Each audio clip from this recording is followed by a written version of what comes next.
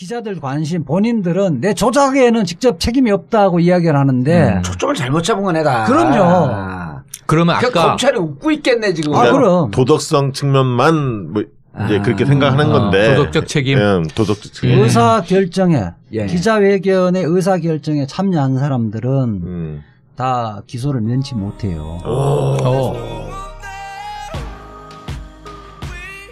유미 씨가 단독으로 했대요.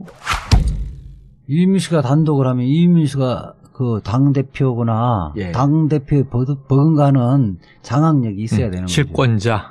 자, 이유미 씨가 단독을 했는데 예. 그 단독을 한 증거와 사실을 예. 당대표들이 다 활용을 해서 대선 막바지까지 활용을 했던 거 아니에요. 아, 포인트 나왔다. 예. 아. 그러면 딱 두 가지죠. 이유미 씨가 실질적인 당대표구나. 예. 당이 아니라 이건 뭐예요? 구멍가게이거나 이 둘 중에 하나 아니에요. 그러니까 그렇게 이야기들을 하더라고요. 당 지도부가 예. 몰랐어도 문제고 알았다면 더 문제다. 몰랐어도 문제인 거죠. 이게 무슨 당이에요? 네. 아니 그래서 오늘 아까 이제 진상조사단 발표를 간단하게 정리해서 말씀드렸는데 네. 거기에 두 가지의 내용을 담고 있어요. 그러니까 이 진상조사의 방향은 두 가지였다. 첫 번째는 조작에 누가 조작했느냐, 누가 가담했느냐.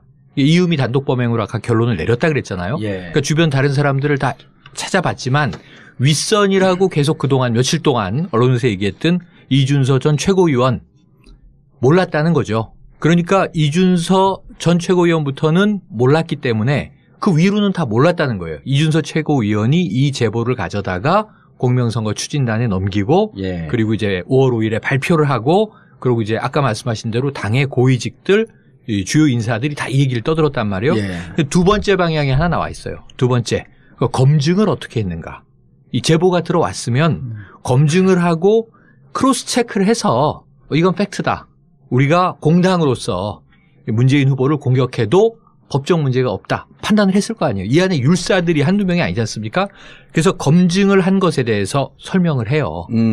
그런데 저는 앞부분 단독 범행이다. 이거는 가능성이 있겠다고 생각을 해요.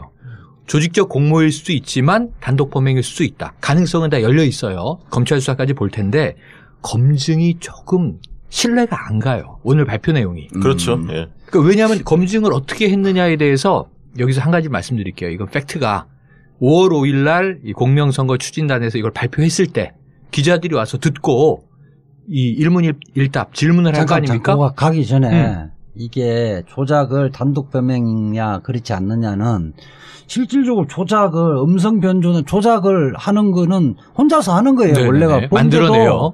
역할 분담 속에서 또는 역할 분담 속에서 그것이 했느냐의 문제지. 처음에 이야기할 거 아니에요. 야, 나 이해가 됐다. 무슨 스쿨이지? 파슨스 스쿨. 예. 우리 회사에 파슨스 스쿨 나온 사람이 있다? 그거 알아볼까? 그건 좀 알아봐라.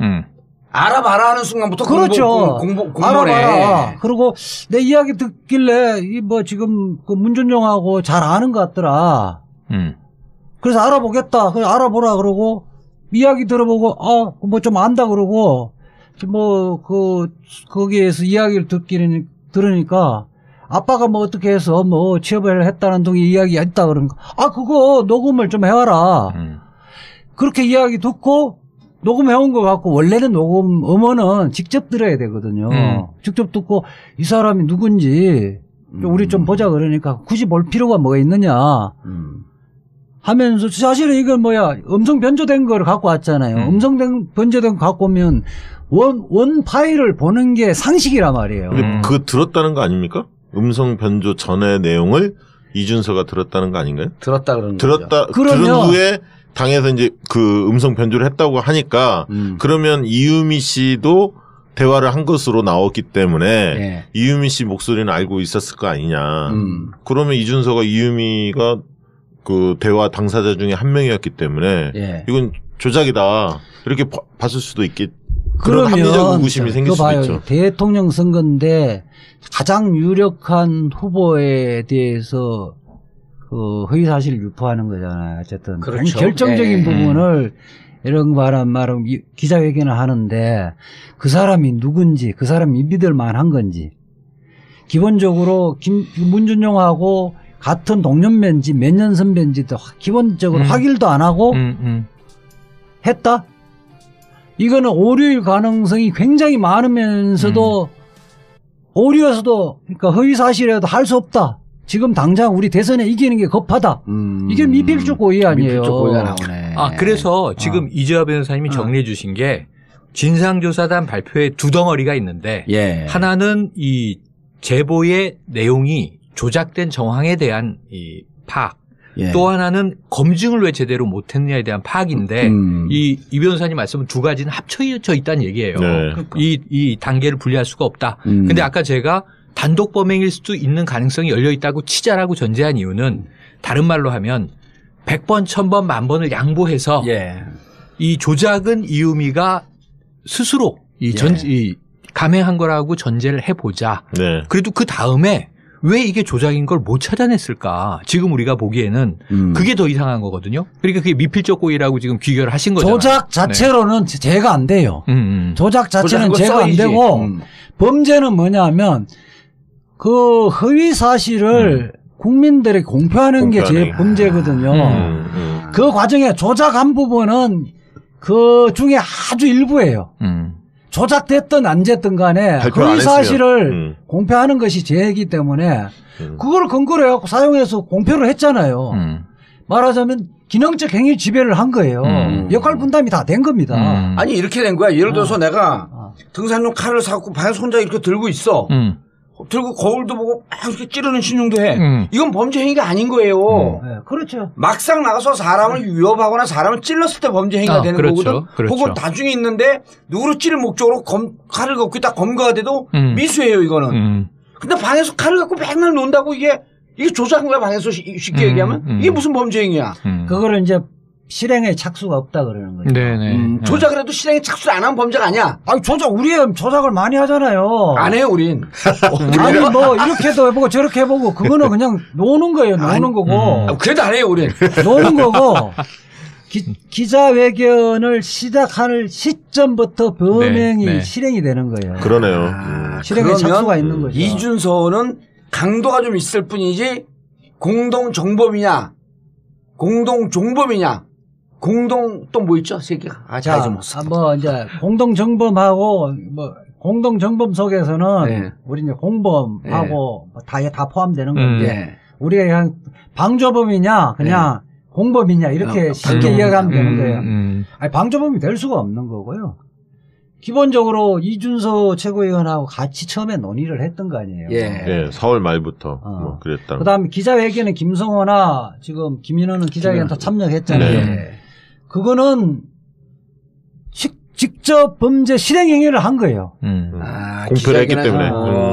내가 볼 때는 이게 이제 뭐 실제 지금 기자들 관심 본인들은 내 조작에는 직접 책임이 없다고 이야기를 하는데 초점을 잘못 잡은 건 애다. 그럼요. 그러면 아까 검찰이 웃고 있겠네 지금. 그럼 도덕성 측면만 뭐 이제 그렇게 생각하는 건데 도덕적 책임. 도덕적 책임. 범죄 행위는 기자회견 할 때부터 하니. 그러니까 유명한 조폭 판례 중에 유명한 판례가 있거든요. 오늘 최강욱부터 잘하는 것 같은데.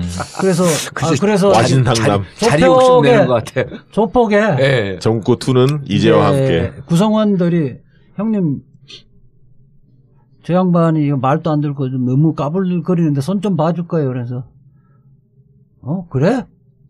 너가 알아서 해. 이렇게 하면 교사가 되는 거예요. 교사가. 그 한마디에서 그 아까 조직원이 무슨 말을 다 알고 그렇게 가서 그 행위를 하잖아요. 구체적으로 걔 내 말 안 듣는데 너 칼을 갖고 가서 걔 손 좀 봐주라. 이렇게 안 해도 그래? 이거 알아서 해. 이렇게 하면 무슨 말인지 다 알아듣는다는 거예요. 아니 예를 들어 이렇게 얘기하면 보통 이제 조폭처럼 딱 해야지. 형님 가서 한번 좀 손 좀 봐주겠습니다. 그러면은 재화야 믿을 놈은 너밖에 없다 자식. 그렇죠. 그렇게 이야기하는 거예요. 이렇게 얘기한다고. 그러면 박지원 대표나 당시에 아직 거기까지 안 그러니까 상임 선대위원장이나 네. 이용주 의원 같은 경우에 이거를 발표한다는 사실을 당연히 보고했을 거고 알았을 거 아닙니까? 그럼요. 그럼 이제 그 책임도 다 있다는 거잖아요. 그러니까 거기까지 살금살금 이제 들어가는 거지. 의사 결정에 기자회견의 의사 결정에 참여한 사람들은 다 기소를 면치 못해요. 근데 이제 그 위에 의사 그렇게 눈빛이 좀 흔들리는데 불안한 것 같아요. 아니야. 자, 지금 훅 전선이 넓어졌어요. 기본적으로 이것이 믿을 만한지 그렇지 않는지를 확인할 의무가 다 있는 거예요. 확인할 의무를 다하지 않고 그래? 알았어. 그냥 기자회견 하지 뭐. 이렇게 하면 기자회견 한 대로 의사의 합치가 다 있는 거예요.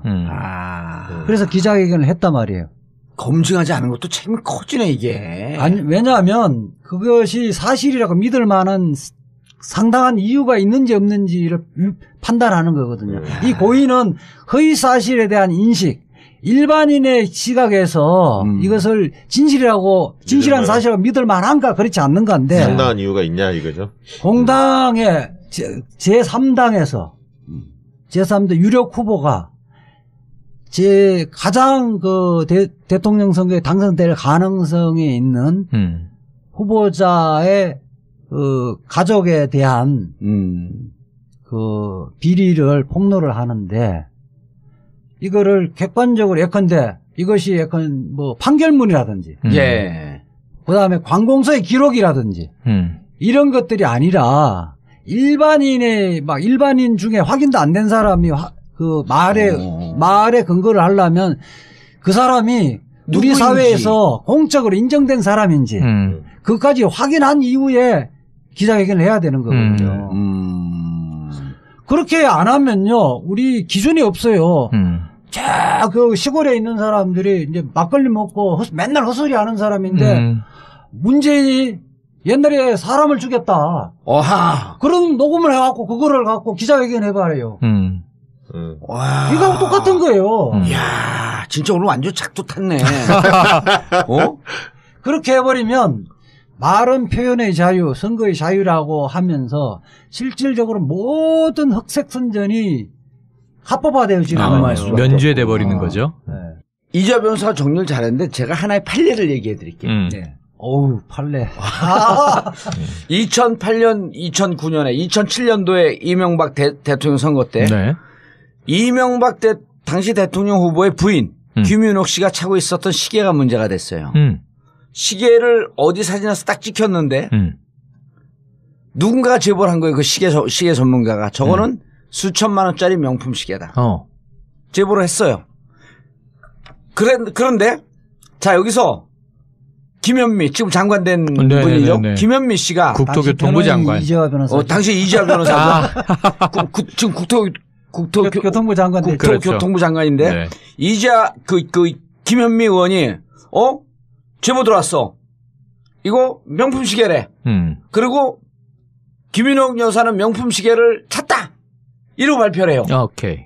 그게 지금 국민의당에서 한 행동과 똑같습니다. 그런데 김현미 의원은 그렇게 하지 않아요. 제보가 들어오니까 무조건 발표한 거야. 국민의당이 지금 그랬어요? 그렇지 않고. 그렇지 않고. 제 얘기를 들어보세요. 그렇게 하지 않고 김윤옥 이 제보를 받자마자 김현미 의원은 이 시계를 사진을 갖고 이 명품 샵이라고 하는 데를 갑니다. 가서 그 매니저에게 사진을 보여줘요.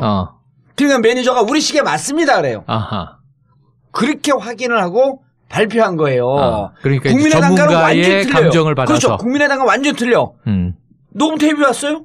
녹음 테이프는 누구지? 사회적으로 믿을 만한 사람이야? 어떤 사람이야? 파슨스를 진짜 다녔어. 이 검증을 하지 않고 제보 들어오니까 그냥 시계를 발표한 거 똑같은데 김현미 의원은 그 명품샵에 가서 매니저에게 확인을 해서 맞다라고 하는 것을 나중에 증인으로 나와요. 그 사람이. 어떤 모델 얼마짜리다. 예, 우리 시계 맞다고 얘기했습니다.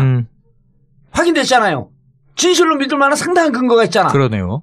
그리고 발표를 했는데 그럼에도 불구하고 허위사실 유포로 유죄 선고됐어요. 유죄가 선고가 돼요. 왜 그렇게 됐어요? 1심에서는 무죄 나는데 항소심 대부분의 유죄가 된 거예요.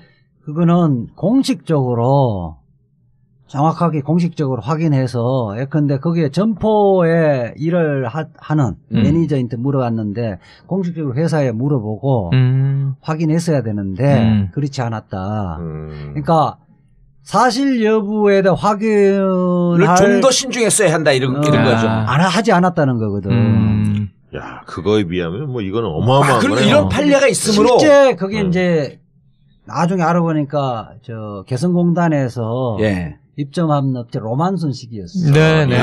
근데 유사하게 보인대요. 유사하게 보이고 저도 그 시계를 잘 아는데 이번에 이제 이 명품 시계라고 하는 사람이 전직 대통령의 아들이 이제 누구 뭐 룸사롱 하는 분 선물을 줬다 막 문제가 됐던 그러한 유사한 명품 회사예요. 그러니까 딱 봤는데 저도 할 때 이제 거기는 그 김현미, 강기정 이쪽은 작품팀이거든요.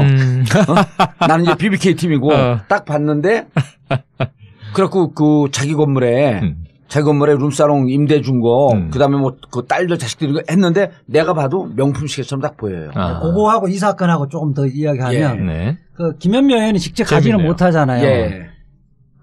그때 당시 대변인이었을 거예요. 대변인이었죠. 거기에 대변인실에 부대변인하고 이렇게 직접 보내요.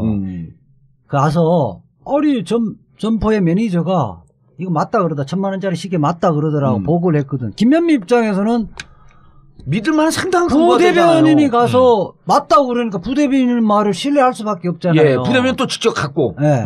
그 논리로 하면 뭐냐면 약간 이준서라든지 김성호나 김인호는 지금 이유미가 이거 파슨스쿨의 동료가 맞고 이야기하더라. 그러니까 발표했다는 거 아니에요. 그거로 면책되지 않는다는 거예요. 면책되지 않는다? 네. 아니, 그리고 또 연락처 자체도 확인, 안 가르쳐 준 거 아니에요? 그래서 이메일만 가르쳐 줬다는 거 아니에요? 아니, 그래서 오늘 이 진상조사단 발표의 후반부가 앞부분은 단독범행인지 조직적 뭐 조작인지 알 수 없다고 전제하더라도 그건 이제 검찰 수사에 맡겨놓고 뒷부분이 아까 좀 의혹스럽다. 이건 해명이 안 된다라고 말씀드리는 건 뭐냐면 검증을 했다고 확신을 했고 심지어는 그 이용주 단장은 뭐라 그랬어요. 그때로 돌아가더라도 똑같이 발표했을 것이다. 이런 얘기를 하잖아요. 네네. 그러면 그때 검증을 철저히 했다는 확신을 얘기하는 건데 들여다보면 검증을 했다는 게 뭐냐면 이메일이 왔고 그 이메일을 통해서 인터뷰를 하기로 했다. 이게 신원이 확인된 것처럼 얘기를 해버려요. 그러면 이메일 어드레스를 가지고 어떻게 신원을 확인합니까? 이용주 의원도 부장검사 출신은 평소에 내가 좀 좋아하는 후보이기도 한데 예. 그게 검증은 아니에요. 검증은 그 사람이 이야기를 하는데 그 사람이 신원이 기본적으로 여기 그 김준영하고 같은 그때 같은 시기에 문준영하고 같은 시기에 학교 다닌 사람이 맞는지 그건 직접 확인해봐야 되는 거죠. 확인하고 거죠. 네. 이 사람이 평소에 은행에 대해서 신뢰할 만한 건지 인물인지 현재 직업은 뭔지 이런 것들을 검증을 해야지. 지금 검증했다는 이야기는 이유미 이야기만 들었다는 거 아니야? 아니, 그리고 이메일이 온 게 아니라 처음 발표할 때는 이메일을 보냈더니 열어본 것만 확인이 되더라. 그렇지. 답변이 온 게 아니었다. 그래서 그러면 만약에 아니었으면 뭐 다른 얘기를 했을 텐데, 회신을 했을 텐데 그게 없었기 때문에 뭐 사실과 맞을 거라고 자기들은 판단했다. 이런 식으로 얘기를 임의적이죠. 이재명 변호사의 얘기를 정리를 하면 자, 범죄는 조작은 범죄가 아니에요. 네. 범죄 실행이 아니야. 범죄 실행은 기자회견 발표할 때부터야. 그럼 실행의 착수. 그럼 기자회견을 하겠다라고 해서 기자회견을 하세요. 하고 있는 사실을 알고 있는 이 사람들은 다 혐의를 피할 수가 없는 거예요? 다 공범이죠. 어머머, 큰일 났다, 이거. 다 공범인데 내가 공범의 정도가 좀 틀릴 뿐이지, 강도가. 그렇지. 말하자면 그 역할 분담에서 누가 주도했느냐 에서 양형의 차이가만 있을 뿐이지. 이용주 의원 부장검사 출신이잖아요. 예. 피의자가 그렇게 변명하면 코판기도 안 깨 본인이. 예. 아니 그래서 오늘 아까 이제 진상조사단 발표를 간단하게 정리해서 말씀드렸는데 거기에 두 가지의 내용을 담고 있어요. 그러니까 이 진상조사의 방향은 두 가지였다. 첫 번째는 조작에 누가 조작했느냐, 누가 가담했느냐. 이유미 단독범행으로 아까 결론을 내렸다 그랬잖아요. 그러니까 주변 다른 사람들을 다 찾아봤지만 윗선이라고 계속 그동안 며칠 동안 언론에서 얘기했던 이준서 전 최고위원 몰랐다는 거죠. 그러니까 이준서 전 최고위원부터는 몰랐기 때문에 그 위로는 다 몰랐다는 거예요. 이준서 최고위원이 이 제보를 가져다가 공명선거 추진단에 넘기고 그리고 이제 5월 5일에 발표를 하고 그리고 이제 아까 말씀하신 대로 당의 고위직들 주요 인사들이 다 이 얘기를 떠들었단 말이에요.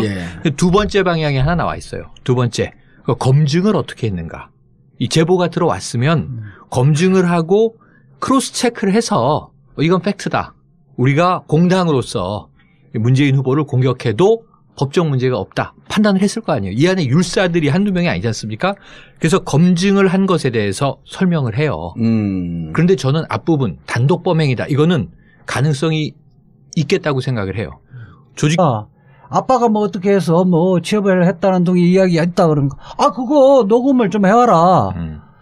그렇게 이야기 듣고 녹음해온 것 같고 원래는 녹음 음원은 직접 들어야 되거든요. 직접 듣고 이 사람이 누군지 우리 좀 보자 그러니까 굳이 볼 필요가 뭐가 있느냐 하면서 사실은 이건 음성 변조된 걸 갖고 왔잖아요. 음성 변조된 거 갖고 오면 원 파일을 보는 게 상식이란 말이에요. 근데 그거 들었다는 거 아닙니까? 음성 변조 전의 내용을 이준서가 들었다는 거 아닌가요? 들었다 그러는 거죠. 들은 후에 당에서 이제 그 음성 변조를 했다고 하니까 그러면 이유미 씨도 대화를 한 것으로 나왔기 때문에 이유미 씨 목소리는 알고 있었을 거 아니냐. 그러면 이준서가 이유미가 그 대화 당사자 중에 한 명이었기 때문에 이건 조작이다. 이렇게 봤을 수도 있겠. 그런 합리적 의구심이 생길 수도 있죠. 대통령 선거인데 가장 유력한 후보에 대해서 그 허위 사실을 유포하는 거잖아요. 어쨌든 그렇죠. 결정적인 부분을 이런 말은 기자회견을 하는데 그 사람이 누군지 그 사람이 믿을 만한 건지 기본적으로 문준용하고 같은 동년배인지 몇 년 선배인지도 기본적으로 확인도 안 하고 했다? 이거는 오류일 가능성이 굉장히 많으면서도 오류여서도 그러니까 허위 사실이라도 할 수 없다. 지금 당장 우리 대선에 이기는 게 급하다. 이게 미필적 고의 아니에요. 미필적 고의가 나오네. 그래서 지금 이재화 변호사님이 정리해 주신 게 진상조사단 발표에 두 덩어리가 있는데 하나는 이 제보의 내용이 조작된 정황에 대한 이 파악. 또 하나는 검증을 왜 제대로 못했느냐에 대한 파악인데 이 변호사님 말씀은 두 가지는 합쳐져 있다는 얘기예요. 이 단계를 분리할 수가 없다. 근데 아까 제가 단독 범행일 수도 있는 가능성이 열려 있다고 치자라고 전제한 이유는 다른 말로 하면 100번, 1000번, 10,000번을 양보해서 이 조작은 이유미가 스스로 감행한 거라고 전제를 해보자. 그래도 그 다음에 왜 이게 조작인 걸 못 찾아냈을까? 지금 우리가 보기에는 그게 더 이상한 거거든요. 그러니까 그게 미필적 고의라고 지금 귀결을 하신 거잖아요. 조작 자체로는 제가 안 돼요. 조작 자체는 제가 안 되고 범죄는 뭐냐면 기자들 관심 본인들은 내 조작에는 직접 책임이 없다고 이야기를 하는데 초점을 잘못 잡은 건 애다. 그럼요. 그러면 아까 검찰이 웃고 있겠네 지금. 그럼 도덕성 측면만 뭐 이제 그렇게 생각하는 건데 도덕적 책임, 도덕적 책임. 의사 결정에 기자회견의 의사 결정에 참여한 사람들은 다 기소를 면치 못해요. 이유미 씨가 단독으로 했대요. 이유미 씨가 단독을 하면 이유미 씨가 그 당대표거나 당대표에 버금가는 장악력이 있어야 되는 거죠. 실권자.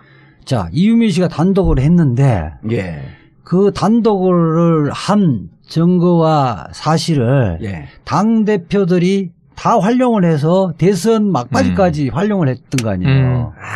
포인트 나왔다. 그러면 딱 두 가지죠. 이유미 씨가 실질적인 당대표구나. 당이 아니라 이건 뭐예요? 구멍가게이거나 이 둘 중에 하나 아니에요. 그러니까 그렇게 이야기들을 하더라고요. 당 지도부가 몰랐어도 문제고 알았다면 더 문제다.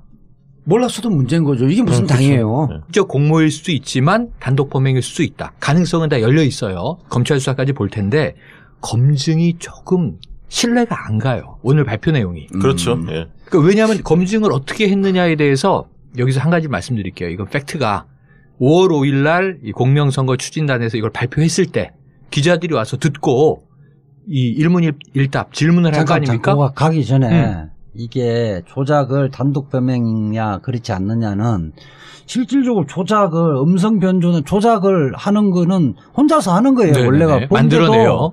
역할 분담 속에서 또는 역할 분담 속에서 그것을 했느냐의 문제지. 처음에 이야기할 거 아니에요.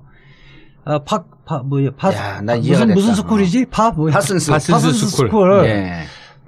우리 회사에 파슨스 스쿨 나온 사람이 있다? 그거 알아볼까? 그건 좀 알아봐라. 알아봐라 하는 순간부터 그렇죠. 공모네. 알아봐라. 그리고 내 이야기 듣길래 지금 그 문준용하고 잘 아는 것 같더라. 그래서 알아보겠다. 그래서 알아보라 그러고 이야기 들어보고 뭐 좀 안다 그러고 거기에서 이야기를 들으니까